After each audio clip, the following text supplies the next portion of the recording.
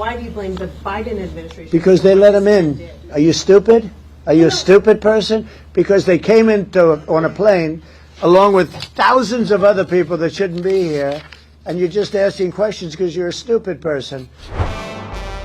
You very likely have heard that on Wednesday, 2 National Guard members were shot by someone from Afghanistan who killed Sarah Beckwith, 20, of Summersville, West Virginia, and critically wounded Andrew Wolf of Martinsburg, West Virginia. Leadership. I'm not going to get into some long drawn out thing about leadership, but leadership is about dealing with the problems and not looking to place blame and point fingers.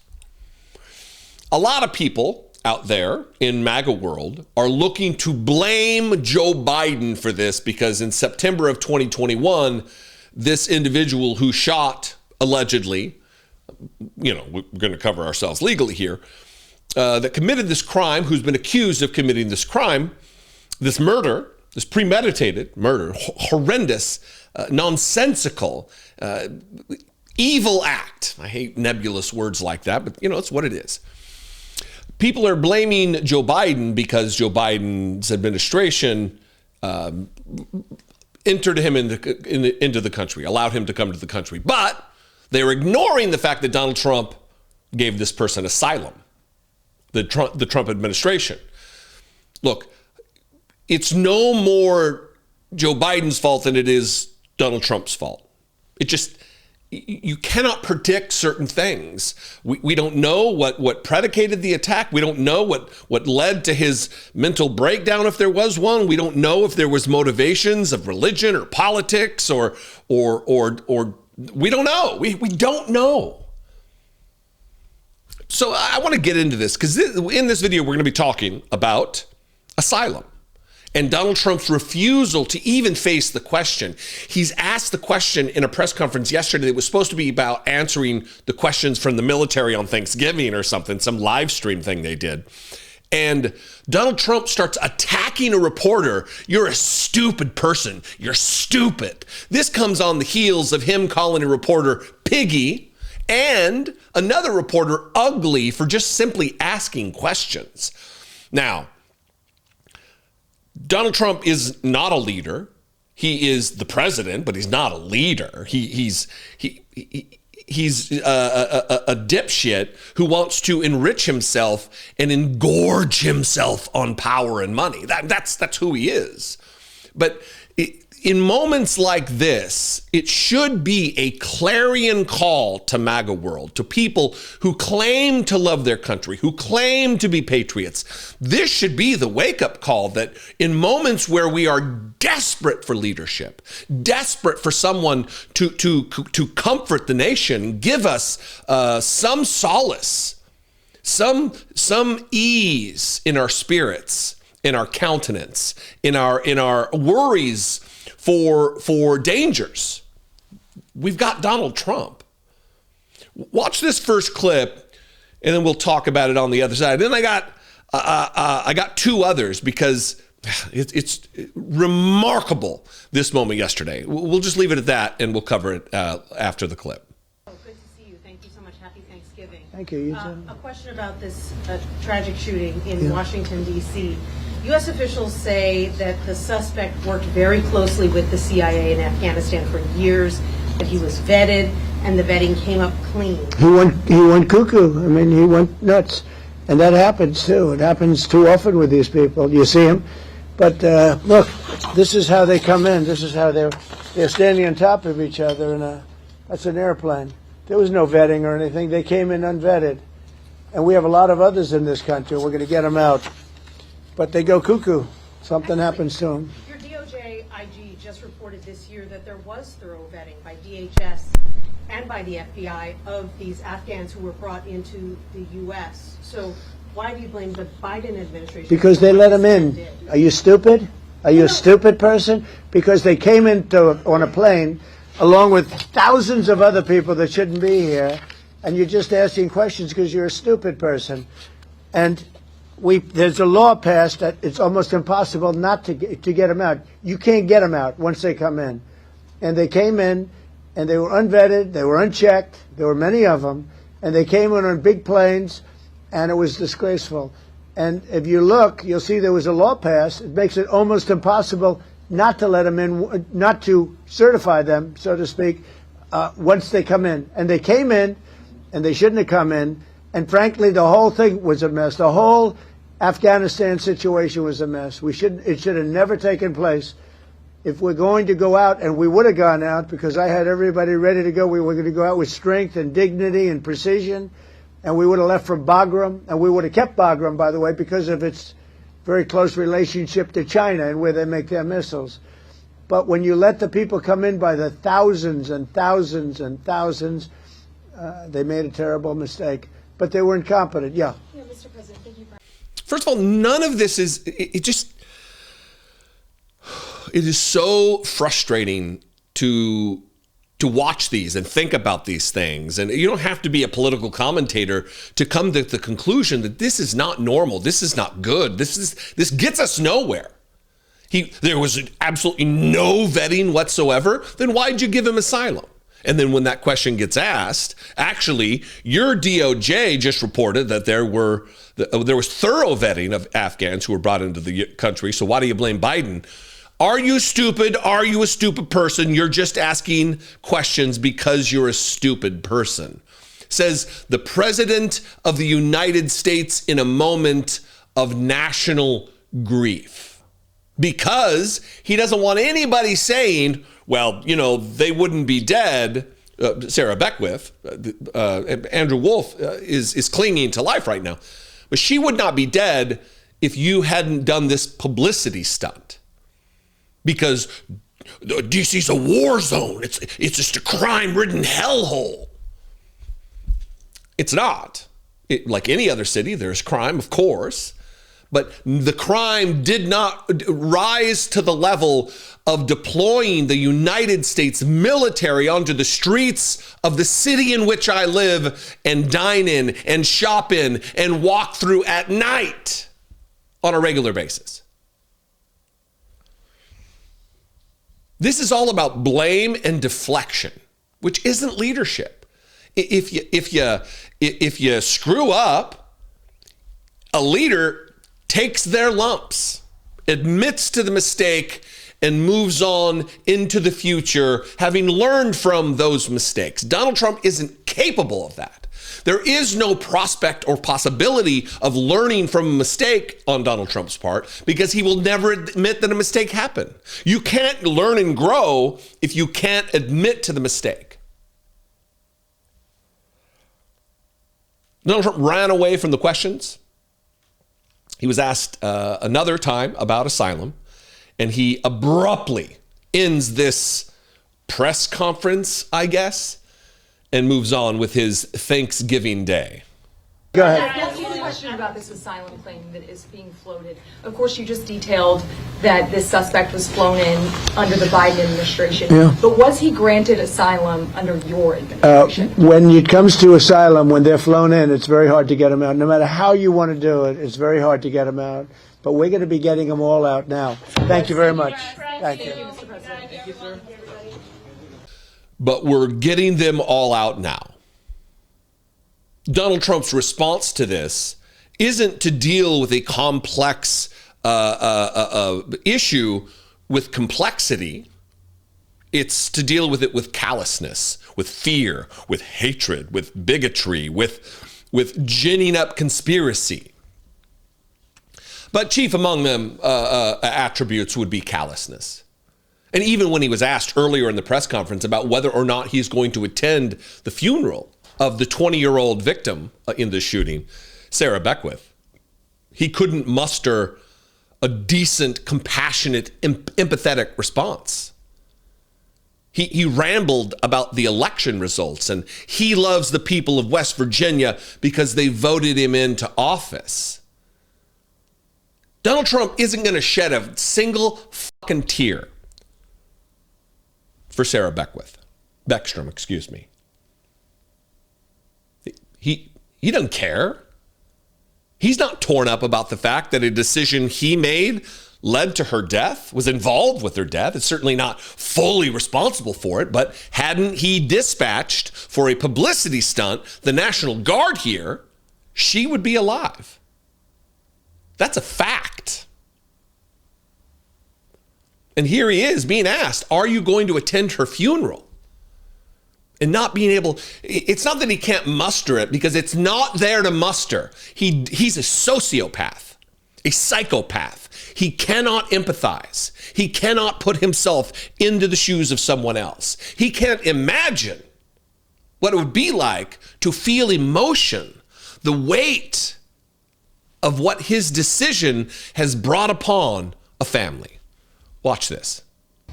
It's in the early stages, obviously, but do you plan to attend Sarah's funeral?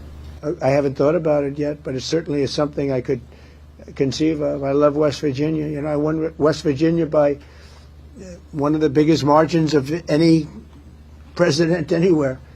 And it's, you know, these are great people. I love the people of West Virginia. I love the people of our country.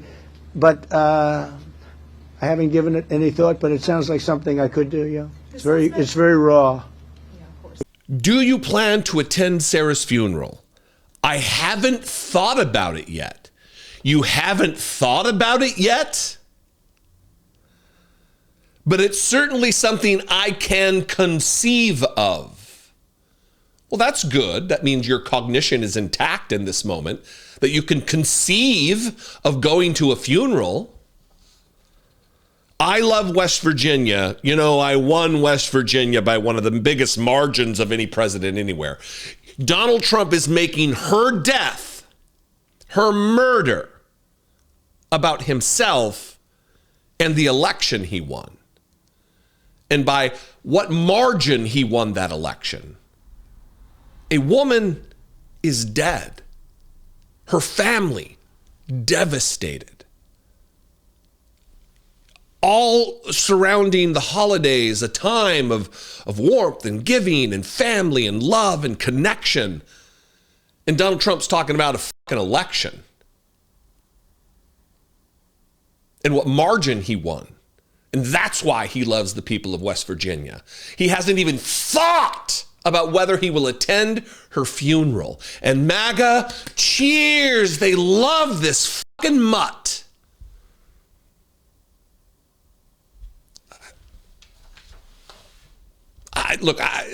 What have we done?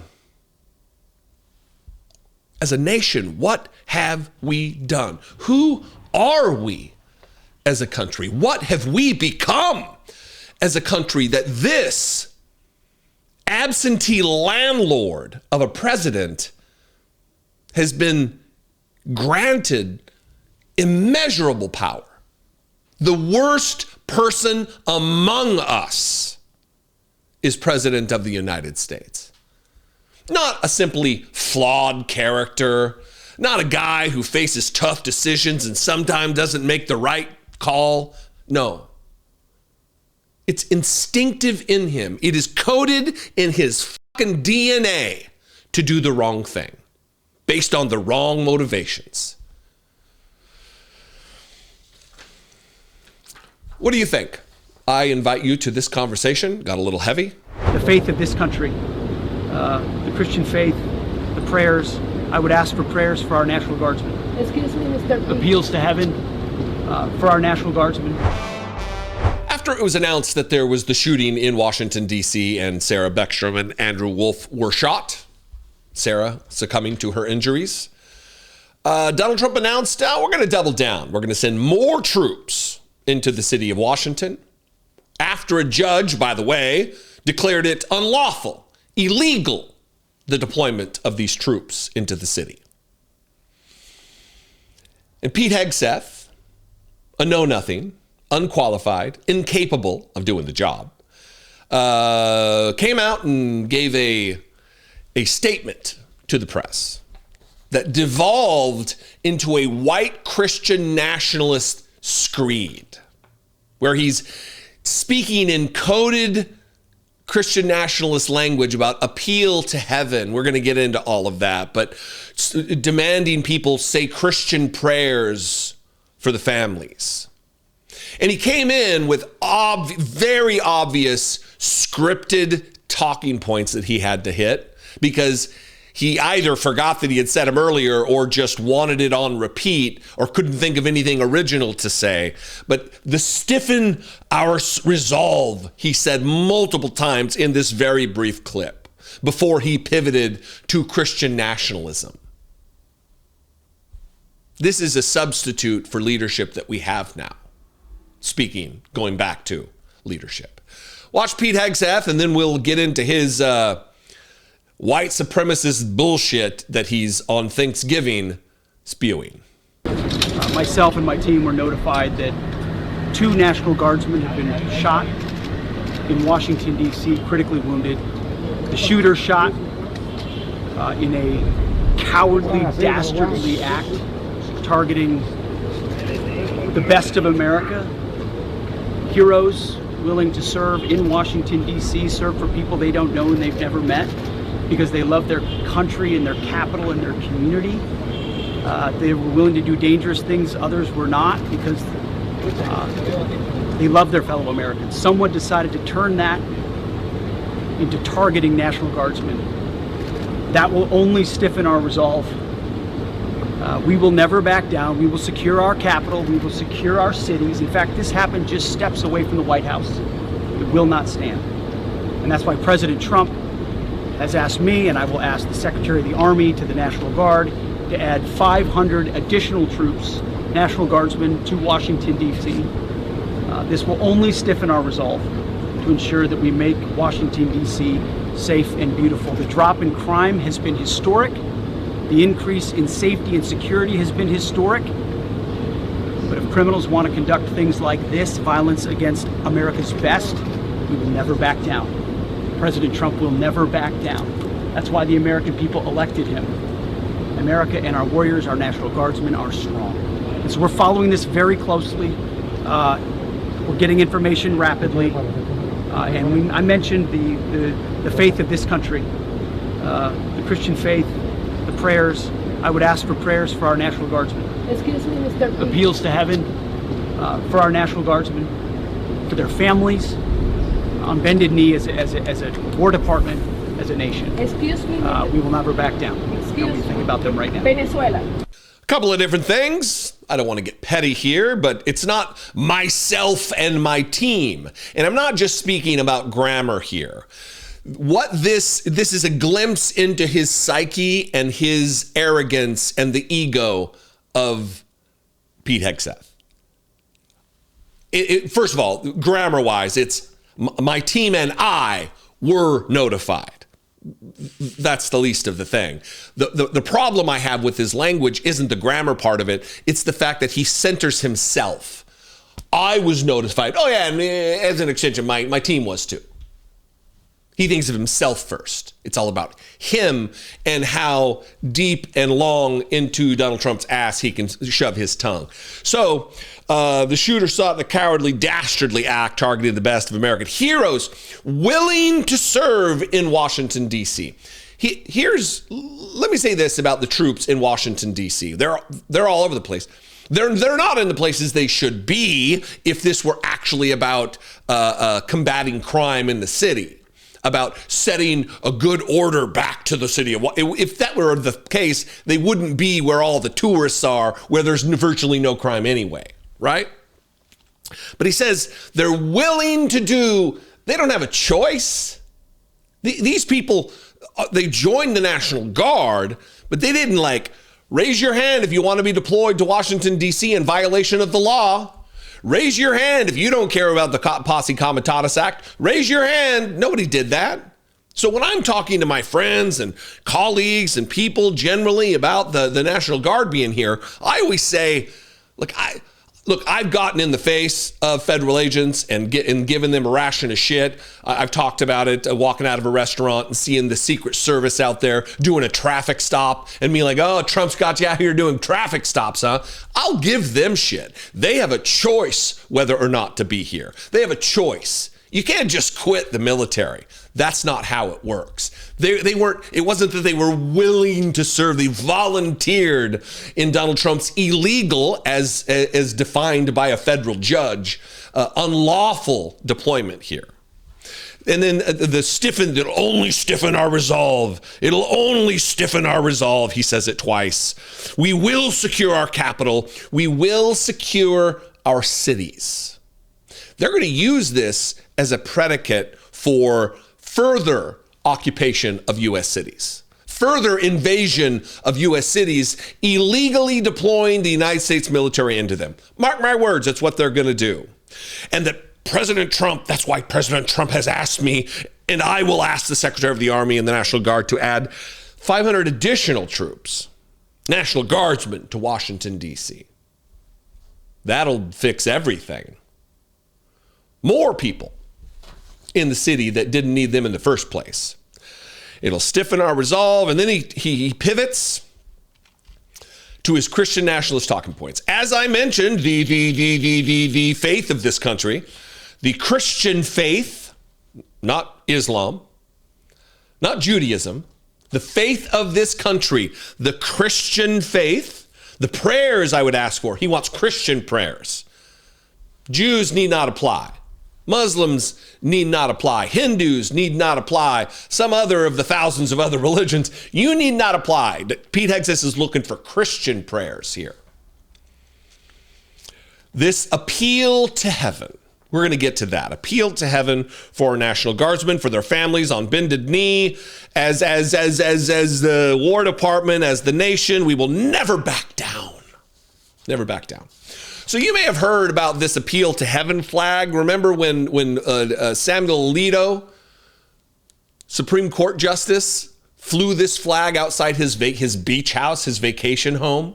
And people are like, that's a little problematic for a justice of the Supreme Court to fly this white Christian nationalist flag. Of course, it was like commissioned by George Washington during the Revolution, but there's a lot of revolutionary iconography, symbology that is being co-opted by white supremacist groups in their effort at revolution, at changing the country. And I'm going to read a little bit about that particular flag. That statement from Pete Hegseth, appeal to heaven, which just so happens to be on a white Christian nationalist flag.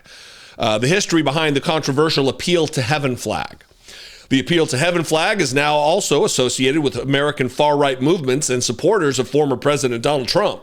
The flag has appeared at Trump rallies, and it appeared among crowds at the January 6th insurrection. It is also ingrained into the rhetoric of Christian nationalism. We just heard a Christian nationalist, Pete Hegseth, ingrain it into his rhetoric. However, its gradual integration into far-right politics actually started far before the Trump era, and its significance during the American Revolution is a key reason why. Quote, this flag is part of a broader effort by the right wing to recall the principles of the American Revolution and import them into anti-democratic efforts, says Jamar Tisby, an author and professor at Simmons College in Kentucky who studies Christian nationalism. This theme can be traced back to the emergence of the Tea Party movement, another homage to the American Revolution, the conservative political movement that took root in the early days of President Barack Obama's first term around 2009. And as you'll well remember, as all of you who have any memory whatsoever, those in my audience who aren't fucking goldfish will remember the roots of the Tea Party movement, exactly what motivated them. The election of our first black president. Oh, what a coincidence that all of a sudden they're freedom lovers, they're tyranny haters. Oh, because they were afraid that a black dude was president. The Tea Party movement called for a reduction in government influence, but was also closely related to far-right populism and racial animus in response to Obama's election to office. It greatly influenced the Republican Party and was leveraged by Donald Trump during his victorious 2016 presidential campaign. So they're going to make this a racially motivated killing, certainly an anti-Christian thing. They're going to a double dip back to the Tea Party movement, putting up, using language that is coded for the ears of the neo-Nazis, of the white power movement, of white supremacists in general, certainly of white Christian nationalists, and colleagues in that movement of Pete Hegseth. Rather than just leadership, rather than just dealing with the reality that we must face, they want to engender more support to swell the ranks of racists and racism in this country, to get people on board who otherwise might not, but they're, oh my God, a Muslim killed these two people, killed this person. Just weakness, mental weakness, ethical weakness, moral weakness, character weakness in the MAGA movement. I'd love to know what you think. You can comment below this video wherever you're watching it. You can also call the voicemail line, 714-576-4054. And of course, as always, you can email me daily at dollemore.com. I would love to hear from you.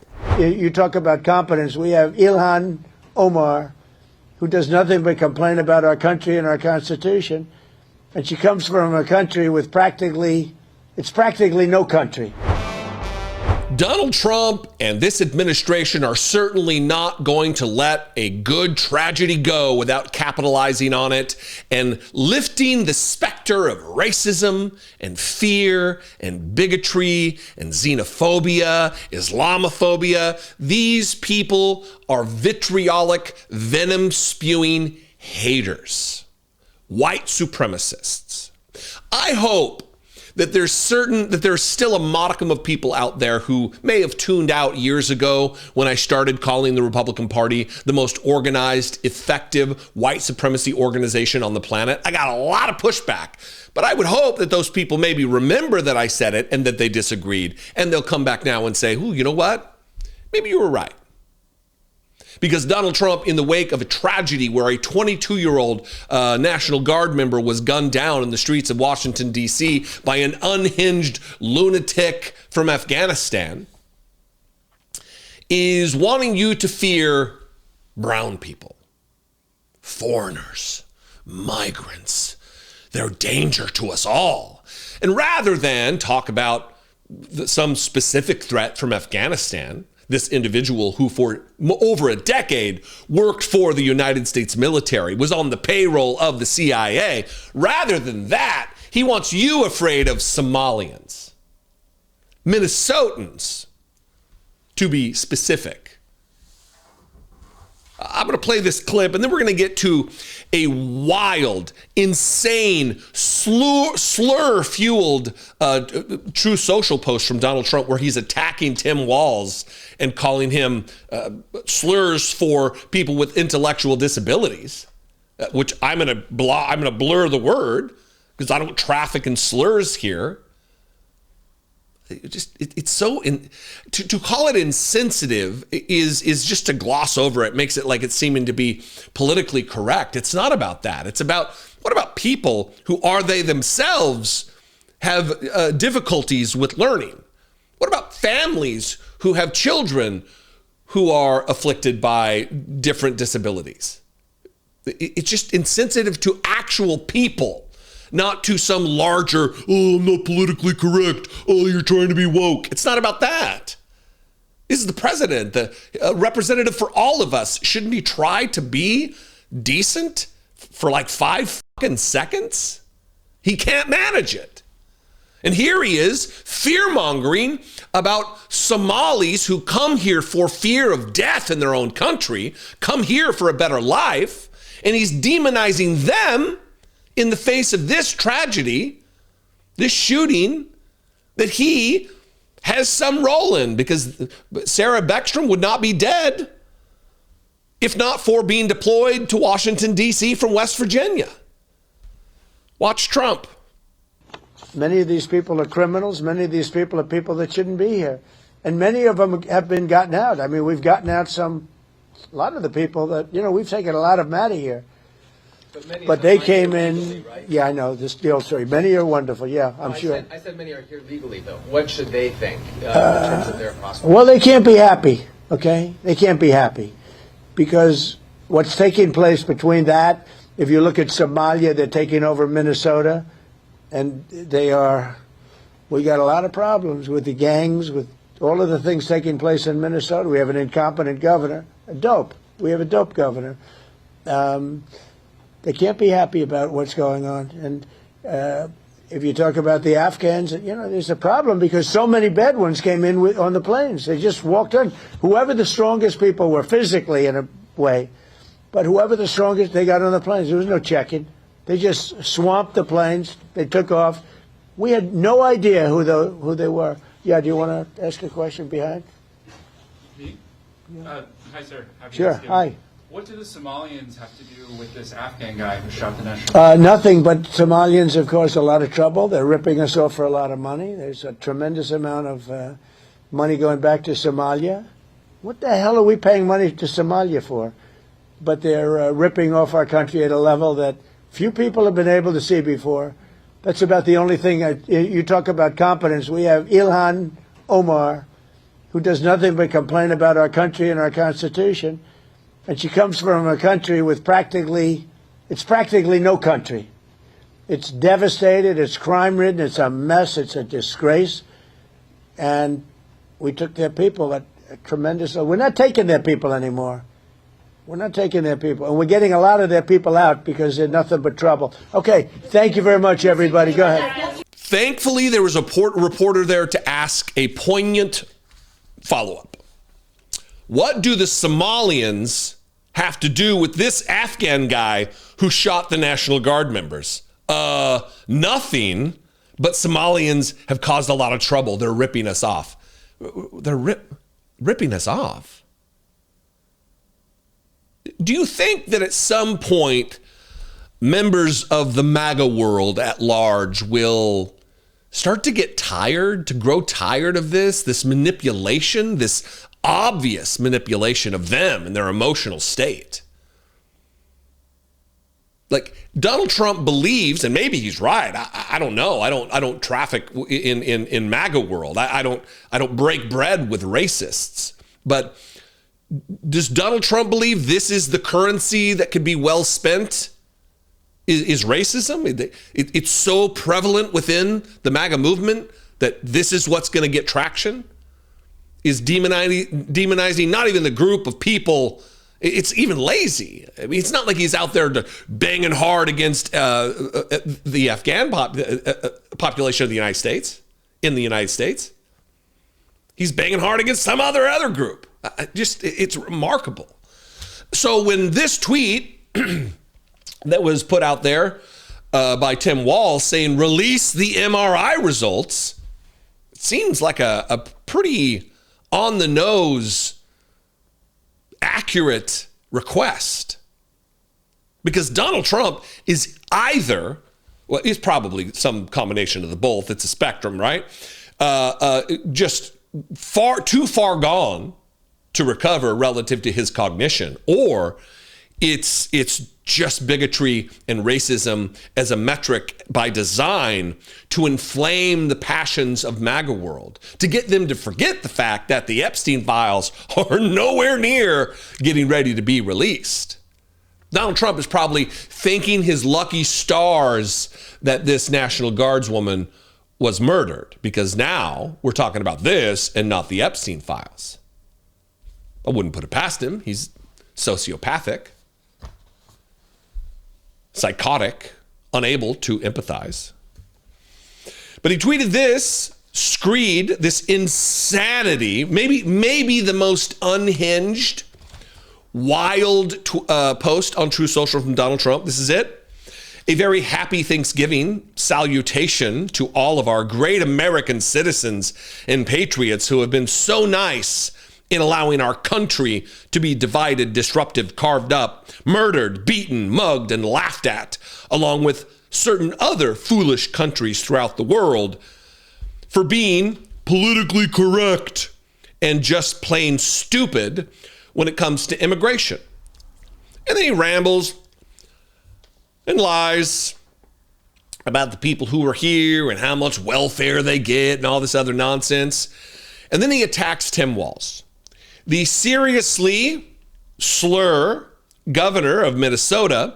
Tim Walz does nothing, either through fear, incompetence, or both, while the worst congressman/woman in our country, Ilhan Omar, always wrapped in her swaddling hijab, and who probably came to the USA illegally, in that you are not allowed to marry your brother, does nothing but hatefully complain about our country, its constitution, and how quote unquote badly she is treated, when her place of origin is a decadent, backward, and crime-ridden nation, which is essentially not even a country for lack of government, military, police, schools, etc.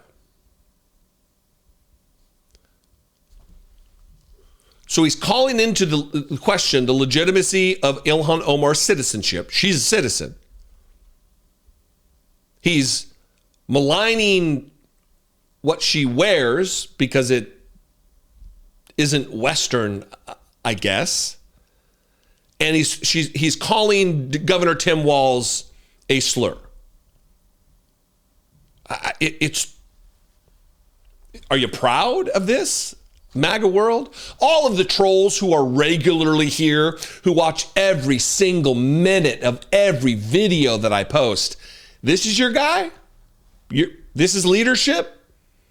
This rises to the level of the office of President of the United States. You want to talk about George Washington and Thomas Jefferson and Abraham Lincoln, and you want to revere those types, and then this is your guy you think is in line with that list of names?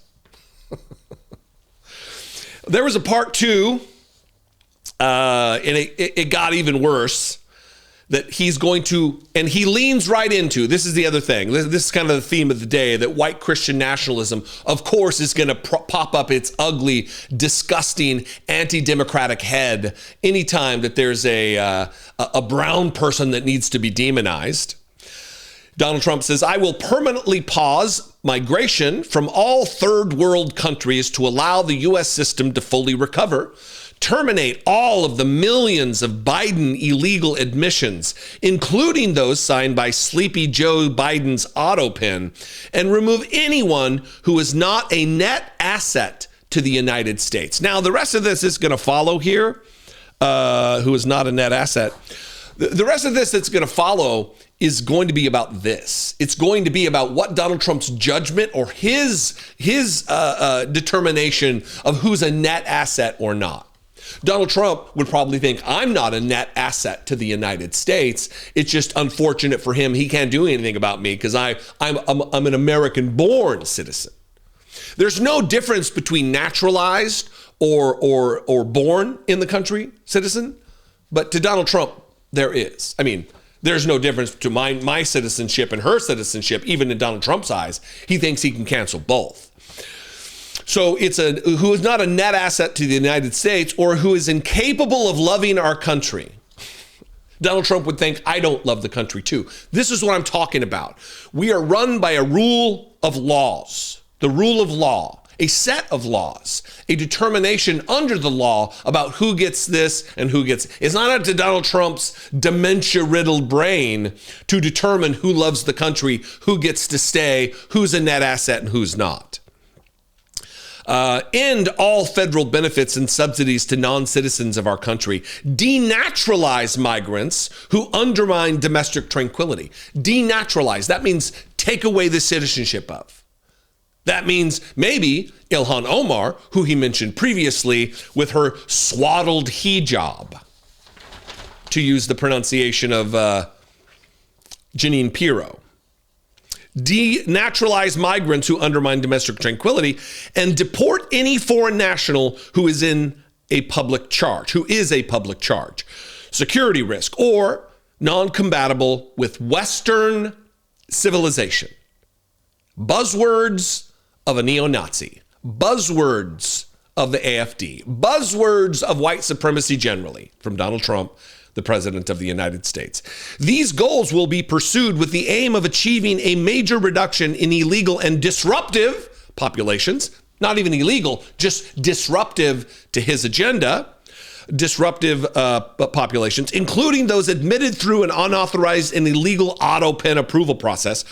Only reverse migration, and I'm going to get to this, can fully cure this situation. Other than that, our dipshit, dumb of a president, other than that, happy Thanksgiving to all, except those that hate, steal, murder, and destroy everything that America stands for. You won't be here for long.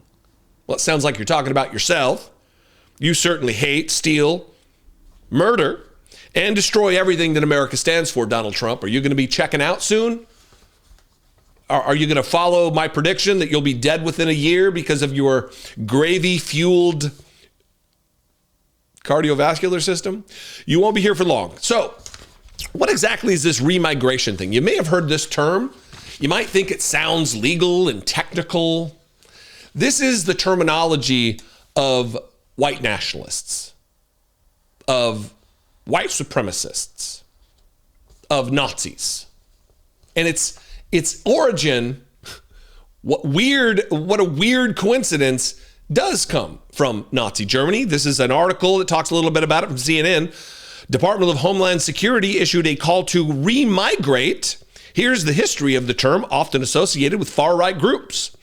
In the late 1930s, quote, before the concentration camps and gas chambers, there was a solution to remigrate Jews to Madagascar, Miller Idris explained. Indeed, Adolf Hitler weighed multiple remigration policies and other anti-Semitic proposals before arriving at his final devastating solution to the quote-unquote Jewish question, the Holocaust. And although the world vowed never again, Miller Idris said, decades later, neo-Nazis were proudly wearing references to the anti-Semitic remigration proposal on T-shirts.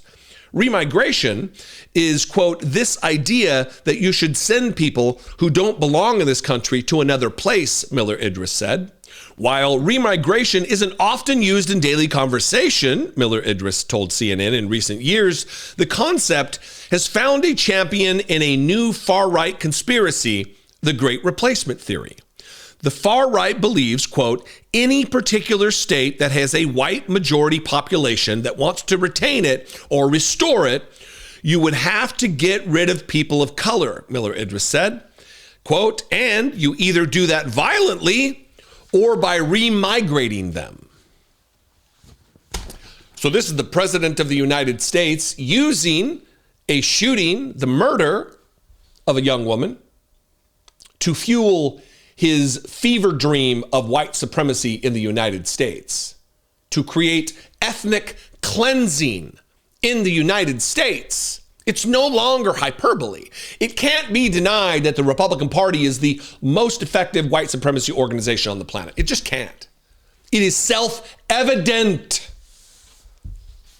as written in our Declaration of Independence. They're going to use this to do harm, inexorable harm to the body politic of the United States, but to actual human beings who live here, who promote the betterment of our country, who provide for economic stimulus to the general economy of the United States through their jobs, through their hard work, through their families, through their spending, in taxes. And Donald Trump is afraid of brown people. MAGA world, largely. Anyway, what do you think? I'm going to invite you to this conversation. We'll just get out of here. This is becoming an emotionally heavy day. What do you think? I invite you, comment below, engage with this content. I don't even want to talk about whether they should have been there. We ought to kiss the ground and thank God that the president said it's time to bring in more law enforcement. It seems like every time something serious happens, like the shooting on Wednesday of 2 National Guard members, the killing of one, Sarah Beckstrom, it seems like every time something like this happens, it lays bare the incompetence of the people that Donald Trump has placed around him. We're in a different situation this term than we were the first term. At least in the first term, there was a handful, it was spotty, but there was a handful of people who were qualified and capable of doing the job. They were stymied in that job performance by Donald Trump and his demands. But this term's a whole different story. There are no Rex Tillerson types. There are no James Mattis types. It's just staffed by Donald Trump bootlickers, lapdogs, complete brown-nosing sycophants, people who are just there that when Donald Trump says jump, yes, sir, how high? That's it. And I have a few examples. And remember, in the face of this tragedy, this is what these people have to offer. This is what they bring to the table. We're going to start with Nancy Mace, who doesn't work for Donald Trump, and you'd think she does. And she is declaring here in this news hit that this tragedy, the shooting of Sarah Beckstrom, would not have happened if Donald Trump was in the White House. This individual is in this country for one reason and one reason alone, because of the disastrous withdrawal from the Biden administration and the failure to vet in any way, shape, or form, this individual and countless others. And this administration has taken the rightful step to stop any further allowance of people with this similar background into the country. Your thoughts on the director's comments? Well, two things. One, I do agree with Kash Patel on this. But number one, this would never have happened with President Trump in the Oval Office. Number two, President Trump is fixing the grave mistakes and travesties under the Biden administration. And I'm just honored that I'm in Congress to watch and witness what he's doing to save our country. We're going to be so much better off for it. Thank you, Mr. President. Look, I know it must be tough being a surrogate for Donald Trump. It must be very difficult to be a spokesperson or a cheerleader for Donald Trump. But you got to be able to do it better than this, Nancy Mace. Donald Trump is in the Oval Office. And Sarah Beckstrom was shot and killed, murdered while he was in the Oval Office. His being in the Oval Office didn't prevent it. In fact, his being in the Oval Office provided the necessary conditions for it to happen. The National Guard should not be here. She would be alive if not for the deployment to Washington, D.C. This doesn't explain it away or justify her brutal murder. Of course, that should be obvious.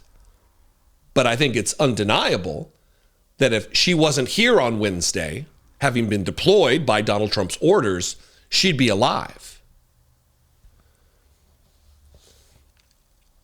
Kash Patel showing his ass, showing his absolute fecklessness, idiocy as the director of the Federal Bureau of Investigation here during a press conference, saying that he vows to capture the suspect. We're going to find him and hold him accountable, says the FBI director, while the suspect has already been apprehended because he was captured. He was shot on the scene and brought to a hospital. Yet, Kash Patel is blinded by just talking points and vows we're going to get him. You can see behind me, we have assembled the full force of both the federal and state and local law enforcement agencies to bring bear all of our resources to make sure we find the perpetrators responsible for this heinous act. And make no mistake, they will be brought to justice. Is he paying attention? I mean, I know he's presently, his body is physically there at the press conference. Maybe his mind is off with his country singer girlfriend, thinking about just champing at the bit. How quickly can I get on that G5 and travel to her house in Nashville? I'm thinking about the SWAT teams that I can have be her personal protective bodyguards. What's he doing? And now the real sycophancy comes in. It's them trying to deflect away from Donald Trump about the fact that Donald Trump granted this individual asylum who's been accused in connection with this shooting. They want to blame Biden up and down the block. Oh yeah, September 2021, that's when this guy came in. But then when asked, well, who granted him asylum? All of a sudden, oh, I don't have those details. I'm going to have to refer you to this agency. Oh, you're going to have to talk to somebody else. I know everything, but I'm pulling a Mike Johnson. I just don't know about that. And Secretary Kristi Noem has put out details specifically related to your other questions, so I'll let that speak for themselves. Wait. Let's stop the clip. What was that first part? Secretary Kristi Noem has put out details specifically related to your other question, so I will let that speak the first. What was that? All right. I guess we're not going to get an answer to that. Re-rack the clip, start it from the beginning, and we'll get to the rest of this Trump ass-kiss ceremony, which took place at a press conference. And Secretary Kristi Noem has put out details specifically related to your other questions, so I'll let that speak for themselves. When he was granted asylum, if you could just clarify that timeline. And Yes, I believe Kristi Noem put that out, and that's a DHS matter, and I'll refer it to them. I'll refer it to them. Oh, you will? We know. The reporting's been done. Donald Trump granted the guy asylum. That does not make Donald Trump responsible for this. We could not have predicted that this is where the problem lies. Is that you got one side that just wants to point blame.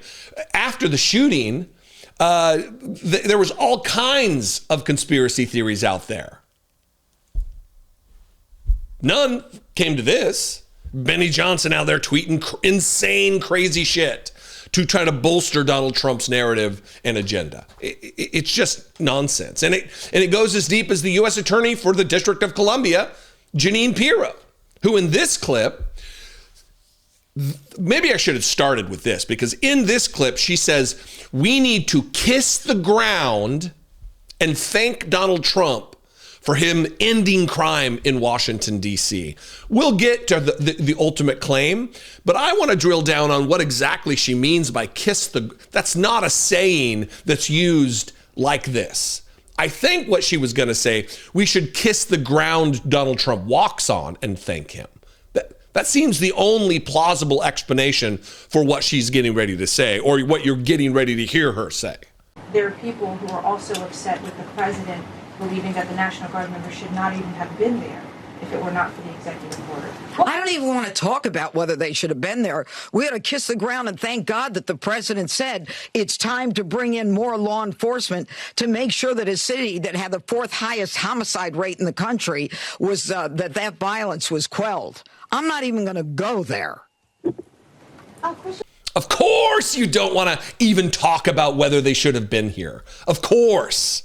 I don't even want to talk about whether they should have been here. We ought to kiss the ground and thank God that the president, blah, blah, blah. Not a saying. And I do. I believe what she stopped herself from saying, we should kiss the ground that Donald Trump walks on. What do you think? Now, as far as the last thing that she said, that the violence was quelled, the fourth highest homicide rate in the country. Per capita, it's not even close to the fourth highest, by the way. There are many, many other cities in red states that have worse crime statistics than Washington, D.C. And like I've said, I'm not saying there's zero crime in Washington, D.C. I've never said that. It's a big city. Of course there's crime. But is it generally unsafe? No. Did Donald Trump did he quell the crime? Is it all over, as he made the statement the other day? No. Donald Trump claimed the other day that there hasn't been a single murder in 6 months in the city, and that's ignoring 21 killings in Washington, D.C. The problem lies in the fact that most of those murders here in the city in which I live are across the river to the area of the city that is ignored by Donald Trump's deployment of the National Guard, of ICE roaming the streets with masks on, kidnapping people without due process. They're all here on this side of the river. And this is proof of that. Quote, we haven't had a murder in 6 months, Trump boasts, ignoring 24 murders in Washington, D.C. since his federal takeover. 24 of those killings have taken place since Trump deployed the National Guard to the streets of the nation's capital and seized control of the city's police force on the 11th of August. The first of those murders took place on the first night of federal control. The names of the victims are not included in the statistical rundowns, but here, from the local police website, are the names of 21 people that have been killed since then, whose deaths Trump ignores every time he repeats his lie that no one has been murdered in Washington, D.C. on his watch. And here's the list of names of the people that Jeanine Pirro, the U.S. Attorney for the District of Columbia, certainly has access to these numbers, certainly knows the actual true crime statistics, and Donald Trump, that they ignore. Many of these murders took place in areas that aren't covered by Donald Trump's publicity stunt, because that's what it was. It's either a publicity stunt to cover for the kidnappings by masked, armed secret police in the streets of Washington, D.C. and Chicago and L.A. and New York City, all the places. It's either covering for that or covering for the fact that the Epstein files contain Donald Trump's name maybe thousands of times. And the emails that we now know say that he knew about the girls. These are feckless losers, the Nancy Maces and the Kash Patels, the Jeanine Pirros. Have a little self-respect for yourself, folks. Have a little dignity, a little shame. It should be embarrassing for you to be out there tonguing Donald Trump's asshole on national television in the wake of a murder of a woman who shouldn't have been here to be murdered in the first place. Your sycophancy is gross. You're stinking up the place. What do you think? I invite you to this conversation. Let's have in the comments. You could also call the voicemail line. Here's the number on the screen. Here's my email address on the screen. Friday couldn't have come any earlier after having a couple days off and then back to the weekend. We'll see. Anyway, I am disgusted by my country. I am embarrassed by our president. I am embarrassed that these people who have been imbued with great power, great responsibility, are just using their authority and time in office to kiss the ass of a despot, of a fascist, of a sociopath. I know a lot about golf. I've won 38 club championships, and I don't get to practice much. I won one last year. I won a club championship at a big club, beating a 27-year-old kid.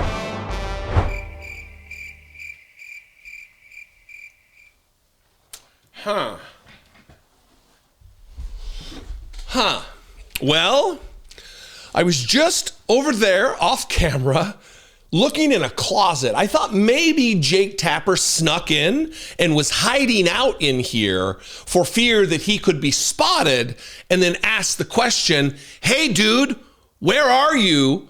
Where's all your reporting about the dementia and the steady cognitive decline of Donald Trump? I was going to ask him. He wasn't in the closet though. He must be somewhere else in the city. Because Donald Trump is far gone.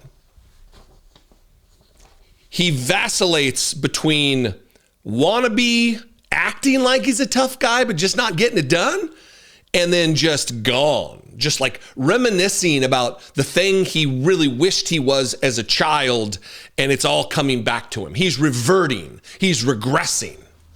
And this was on display yesterday during the Thanksgiving little deal at Mar-a-Lago, where he's doing a live stream and answering questions from the military. Just bananas, batshit crazy. Like, seriously, we are in grave danger with this as the president of the United States. And it starts with him. My clips start. This is going a little bit out of order. But with him talking about nobody's laughing at us anymore, and then does like the thing that is going to cause people to laugh at him in the very moment. Watch this. and they respect us now again. A year ago, 2 years ago, 4 years ago, 3 years ago, they didn't respect us at all. They laughed at us. Nobody's laughing anymore. So I just want to thank you all very much. I'm very proud of you. Thank you. Thank you.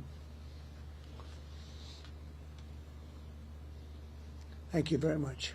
Thank you. Thank you.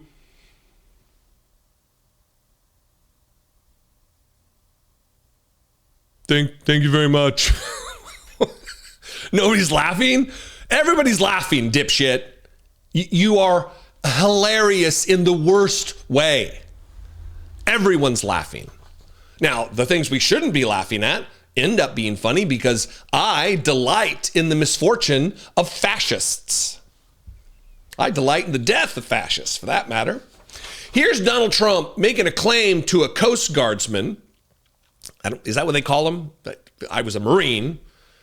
In the Army, you're called a soldier. In the Navy, you're called a sailor. What do they call Coast Guard people? When I was in the military, they weren't even a Department of the Defense. They were a Department of Transportation. I know I say that a lot, but maybe I'm getting my dig in. By the way, to the Coast Guard credit, it's considered the second hardest physically boot camp among the armed services. So I'm giving a little jab, but they legit go through some training. But here he is explaining to a member of the Coast Guard that he personally redesigned their ships, the hull of their ship, the hulls of their ship. That Donald Trump apparently is a brilliant mind. And he redesigned them because he's all about the looks, I think is what he says. Watch this unhinged dementia moment that Jake Tapper should be like peeking out from under the table with his notepad like, oh, here's my next book. But he's nowhere to be found. Various places, all of these places that get hit by the hurricanes and all of the different, the storms, the big water storms as they call them, but mostly hurricanes. The jobs you do, the way you go into those seas, I wouldn't want to do it. You want to do it, but I wouldn't want to do it. And I just want to thank you for that. As you know, we've ordered a lot of Coast Guard cutters, brand new, beautiful, the best machines in the world, the fastest, the best maneuverability. They tell me. I said, how's the speed and the maneuverability? I'm a looks person. I wanted the hull to be perfect. I sort of redesigned the hull a little bit, the hulls. But we ordered a lot, and we're ordering icebreakers, too, that you're going to be in charge of. We have 11 of them being built right now. We had none. We only have one in the whole country. Russia has 48, and we have one. And that's just ridiculous. So there was another part of that clip that I forgot to talk about, that was in here, and it's this. All of these places that got hit by hurricanes and all of the different, the storms, the big water storms, as they call it. Is that what we call it? Is that what they call it? Who calls it water storms? Did you think that we thought you meant mud storms or brick storms or wood storms or rock storms? We know you're talking about water storms, especially when you start talking about hurricanes. You melted-brained moron. And then, of course, I'm a looks person, Donald Trump says. You think?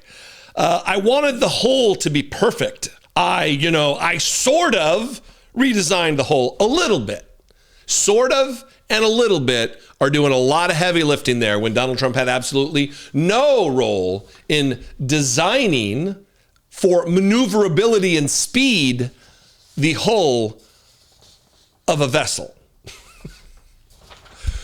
And then here, some dipshit, I say dipshit, it's a military member, but asking Donald Trump about his golf game, what his actual handicap is, and if he's going to invite or challenge President Biden to a golf game. This is obviously meant to be partisan, and Donald Trump runs away with it and then tells a truly unhinged story about his golf game, that he's won 38 golf championships. It's very akin to one of the, whether Kim Il-sung or, one of the, not Kim Jong-un, but maybe the dad or maybe his granddad told a story that the first time he ever golfed, he hit like 16 holes in one.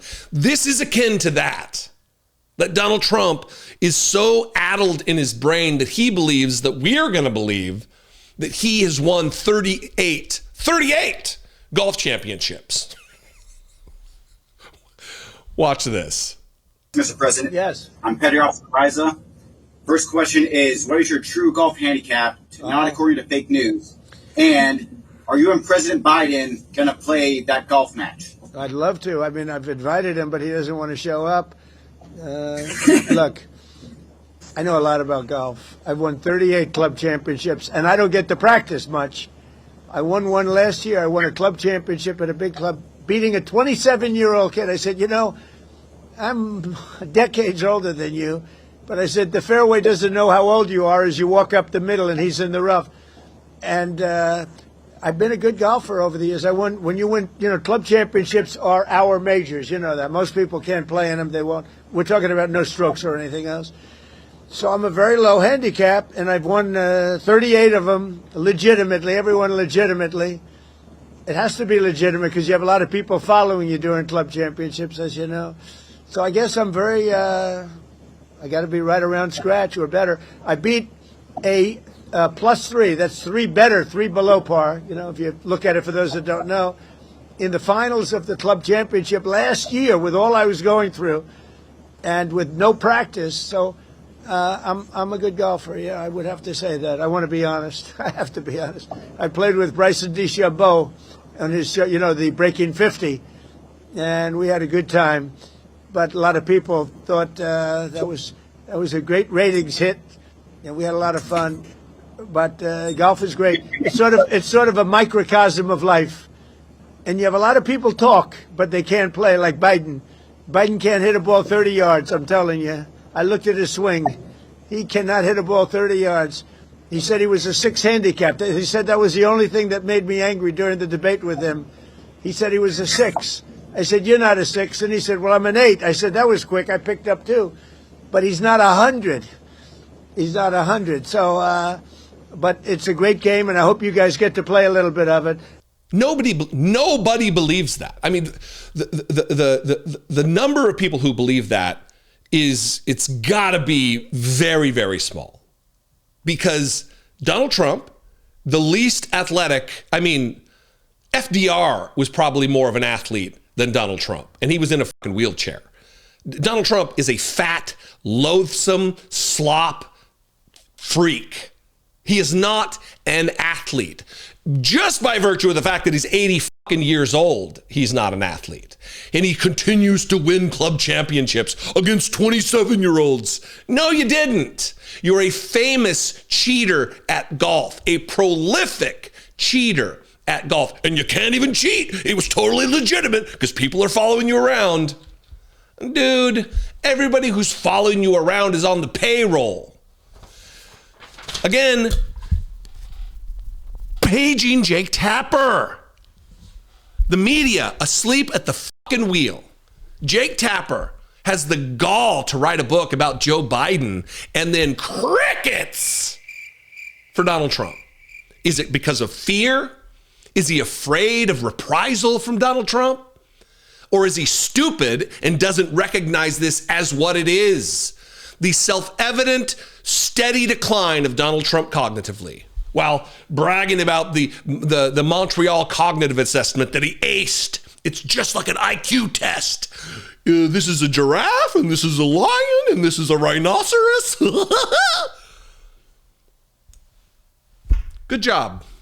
Good job, MAGA. Good job, Tapper. Dipshit. Anyway, what do you think? I invite you to this conversation, this unfortunate conversation.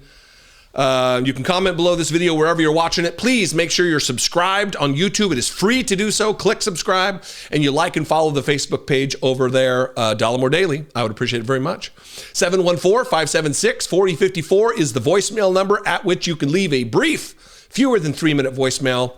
The closer to 3 minutes, the less likely I'm going to get through it. So make sure you're pithy, you have what you want to say lined out, and don't leave me multiple messages, please. This goes for you people who leave me like 50 messages a day. Please, I'm not listening to number 2 through 50. It's just the first one. If you have that much to say, start a YouTube channel. Listen, this is an aside. I just thought of it. If you have 10 or 15 or even 5 voicemails worth of things to say, that's 15 minutes of talking. Start a channel. Start a podcast. You obviously have a lot to say that doesn't need to be told to me. The world needs to hear it. All right? There you go. A little advice. Anyway, I love and appreciate you very much. After you've subscribed, if you want to help support this work, I would appreciate that. For $2 a month, you can become a channel member right here on YouTube. Click the join button below this video, or you can go over to patreon.com/IDoubtIt podcast and help support the work over there. I appreciate you, and I'll see you next time. Be genuine. Take care of one another.